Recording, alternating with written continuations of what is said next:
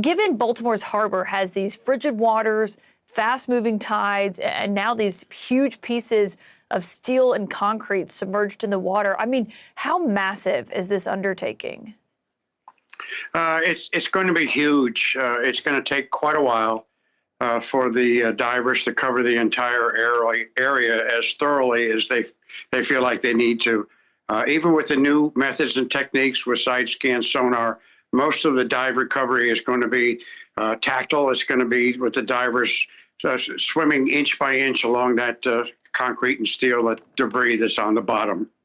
I imagine it didn't surprise you when they had to call off this search, because right now it's just too dangerous for them to continue searching down there. No, I completely understand that, and I appreciate the concern for everybody's safety. I know that the conditions up there are significantly worse than what they were down here in Florida on that morning. We had 30 foot of horizontal visibility. The tides and currents are not as significant as they are up in the harbor, up in Baltimore.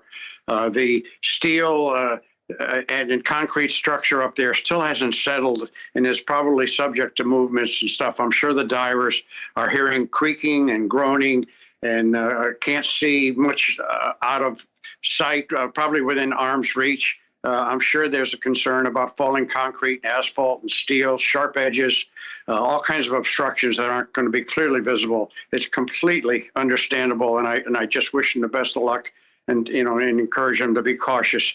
I know that everybody's anxious to resolve the issues and to bring closure to the families and victims, and my heart's out to them. But my heart also goes out to the first responders, the divers, the people topside that are tending them and taking care of them. And I caution, please be careful. No matter what you do, you're never going to feel like you've done enough, whether it's tonight or tomorrow or next week. It may take quite some time to resolve all of the issues that are going on completely underwater, let alone when they begin the investigation. So I urge caution, and I'm glad that the Coast Guard is taking caution.